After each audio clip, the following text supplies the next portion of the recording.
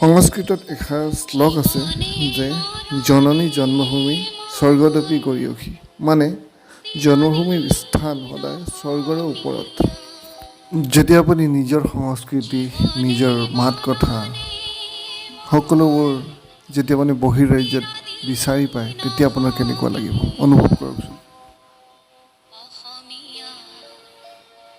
বাংগালুৰু, যাক silicon valley of India বুলি কোৱা হয়, ইয়াত অসমৰ ভালেকেইটা অনুষ্ঠান কাম কৰি আছে।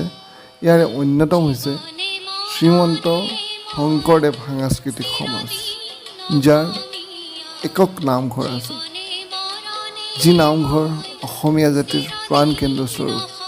আৰু এই নামঘৰত কীৰ্তন, ঘোষা পাঠ আদিৰ উপৰিও বিভিন্ন ধৰণৰ অনুষ্ঠান প্ৰদৰ্শন কৰা হয়, অনুষ্ঠান পতা হয়। আৰু আজি ২৪ ফেব্ৰুৱাৰী তাৰিখে মালেশ্বৰমৰ চৌদিয়া মেম'ৰিয়েল হলত এখন ভাওনা প্ৰদৰ্শনৰ ব্যৱস্থা কৰা হৈছে। আৰু ভাওনাখনৰ নাম হৈছে দক্ষ যজ্ঞ। আমাৰ উৎকণ্ঠাৰ সীমা নাই, আমি এয়া মালেশ্বৰমৰ পিনে আগবাঢ়িছোঁ। ৰাতিপুৱাৰ ভাগত যদিও অকণমান বৰষুণ দিছিলে, এতিয়া বেংগলোৰৰ বতৰ খুবেই ভাল। গতিকে আমি আশা ৰাখিছোঁ যাতে আজি বৰষুণ নহয়, যাতে সকলো অসমীয়া লোক আহি ভাওনা উপভোগ কৰিব পাৰে।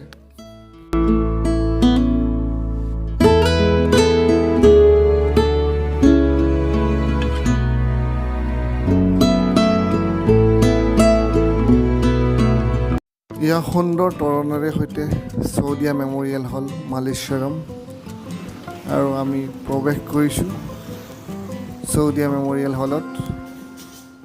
সোমোৱাৰ লগে লগে মনটো কিবা সাংঘাতিক ভাল লাগি গ'ল। বতৰটো ইমান ধুনীয়া, আকাশখন ইমান সুন্দৰ হৈ আছে, মানে বুজাব নোৱাৰে এক অনুভূতি। এতিয়া চাওঁ আহকচোন ভাওনা ভাগ কেনেকৈ প্ৰস্তুত কৰা হৈছে। শ্ৰীমন্ত শংকৰদেৱ সাংস্কৃতিক সমাজে এয়া তৃতীয়বাৰৰ বাবে ভাওনা প্ৰদৰ্শনৰ ব্যৱস্থা কৰিছে। ইয়াৰ আগতেও দুবাৰ ইতিমধ্যে ভাওনা প্ৰদৰ্শন কৰিছে।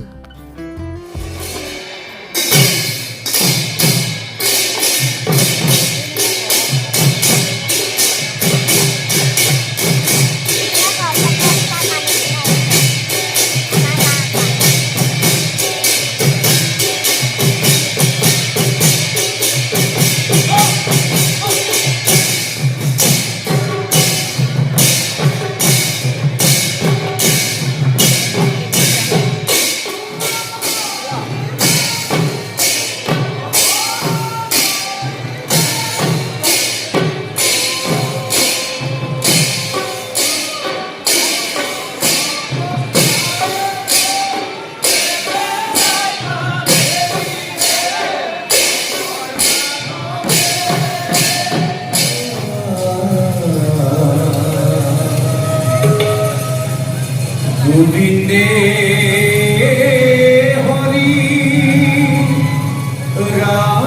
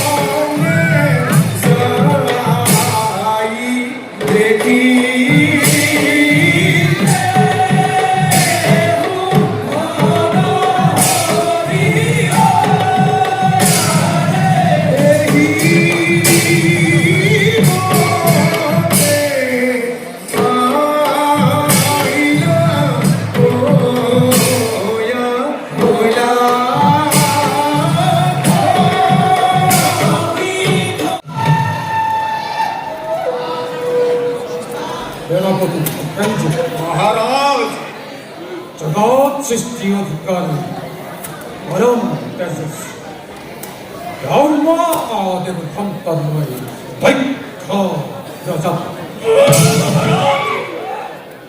দলিত সৈত্য রৈত্য ভাগিতর গন্ধর্ব বৃন্দ অকত্বে মান্য করে মুখে উচ্চবান কিন্তু কেন চলাকারীকে বিদাস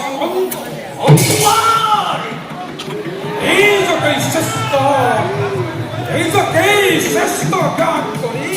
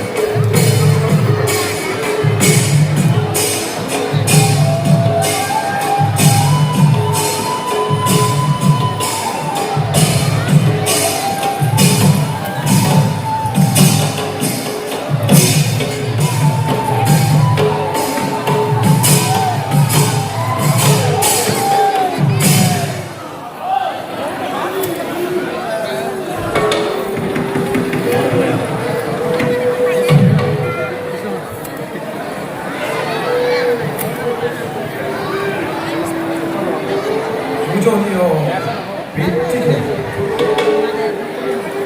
근데 하루 모았을 때 내몸 뜯고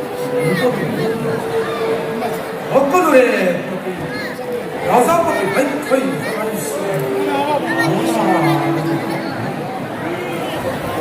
아들에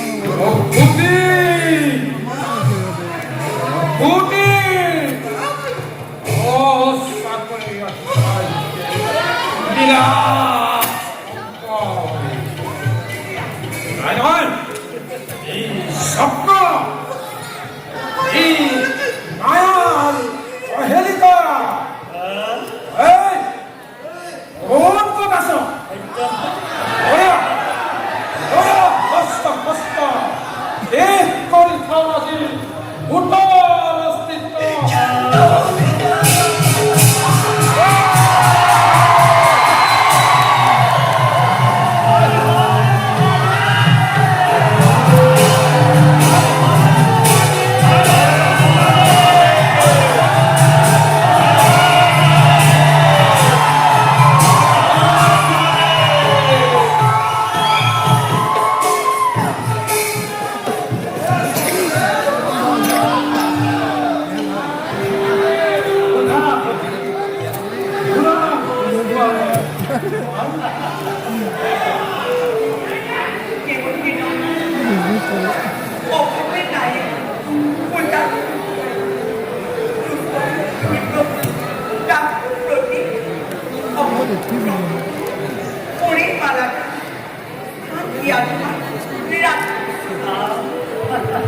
Ooh.